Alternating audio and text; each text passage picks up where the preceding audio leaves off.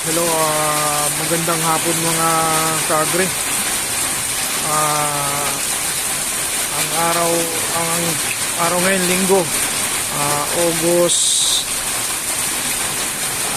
16. Ayan, malakas ang ulan ngayon. Hindi ko alam kung may bagyo.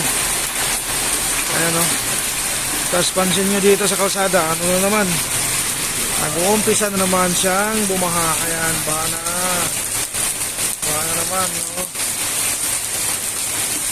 Ang dumi ng tubig. Baka masira na naman yung ating ano dito, mustasa.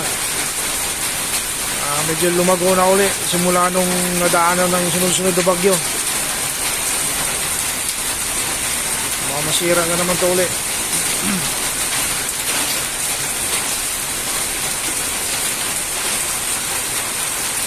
So yun lang mga kaagri, update lang ako ngayon sa araw na to na maulan.